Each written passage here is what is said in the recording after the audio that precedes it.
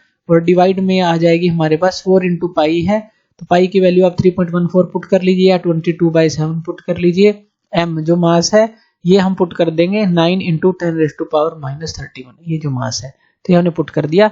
अब जब आप म्यू की वैल्यू को निकालेंगे, सबको कट आउट करेंगे, तो लगभग आपको मिलेगी 9.27 इंटू 10⁻⁻24 एम्पियर मीटर स्क्वायर। तो ये जो है वैल्यू हमें मिलती है। अब जो बोहर मैग्नेटोन है उसको आप किस तरह से डिफाइन कर सकते हैं, चलिए उसकी डेफिनेशन हम देख लेते हैं यहाँ पर। तो बोहर मैग्नेटोन जो है the minimum magnetic dipole movement associated with an atom, जो हमने ये निकाली है, ये जो निकाली है, तो ये क्या है, मिनिमम मैग्नेटिक डाइपोल मूवमेंट है एसोसिएटेड विद एन एटम यानी कि एटम के साथ जुड़ी हुई है ड्यू टू ऑर्बिटल मोशन, जो ये ऑर्बिटल मोशन ले रहा है electron of an electron in the first stationery orbit of the atom. First stationery orbit का क्या मतलब है यहाँ, क्योंकि n की वैल्यू हमने यहाँ पर 1 ली है, यानी कि म्यू बी की वैल्यू को ही तो निकाला है। तो ये है बोहर मैग्नेटोन और ये है उसकी डेफिनेशन। इसके बाद बात कर लेते हैं जाइरोमैग्नेटिक रेशियो ऑफ इलेक्ट्रॉन के बारे में, तो वो यहाँ पर निकाल लेते हैं। तो इसका फॉर्मूला होता है हमारे पास magnetic moment by angular momentum.